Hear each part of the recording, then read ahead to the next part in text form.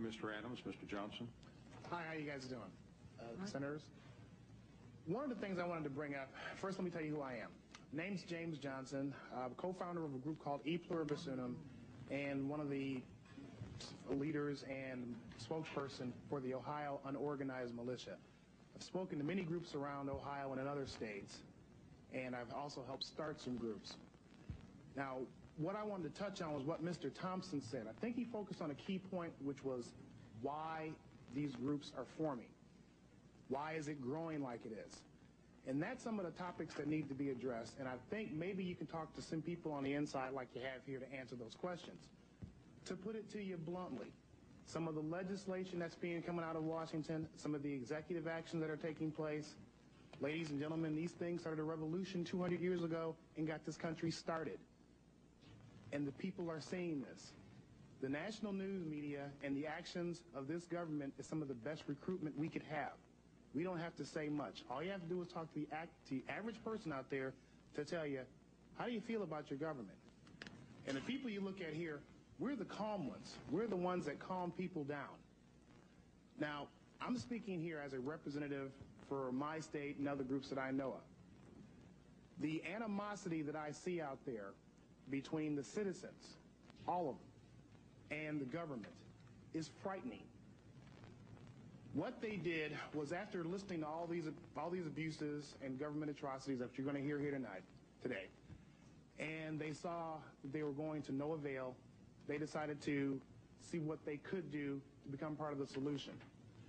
They looked into the law, and under Title 10 U.S.C. 311, saw a phenomenon known as the unorganized militia that consists of all people, even the people taking these pictures right here, everyone. And they began to form themselves in units for their own self-defense and their self-preservation. Now, the way we stand now, and it's good that we're getting these views aired out, because 200 years ago, the British didn't get the hint until they saw dead redcoats out there. But this time, maybe we can get this out in the open and have things resolved.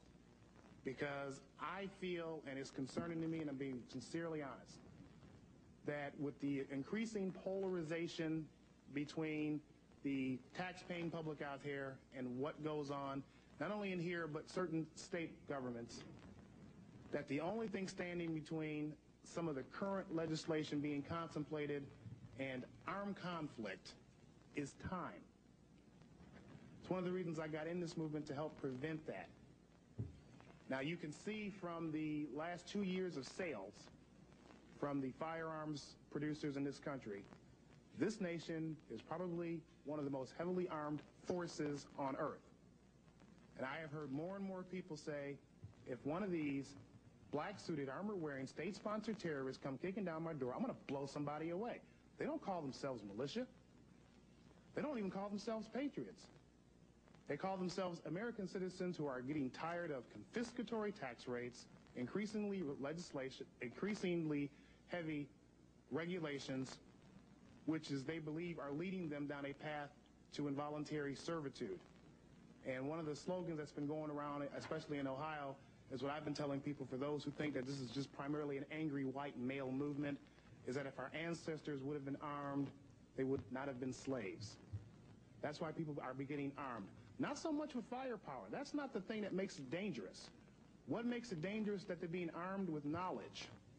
What you're going to see is a growing number of citizens, and you're seeing that now, that's why we're here, move away from the authority that is here in the Beltway and begin to create their own constitutional authority. You're going to begin to see this in the resurgence of the common law courts. You're going to begin to see this, and I'm going to summarize here, in the formation of the militias. That's what came first, to defend ourselves. But you're also going to see this on the legislative end. You're going to see your own candidates in our own elections, and hopefully that we can become a system which will attract others into a more constitutional, based system. Thank you very much.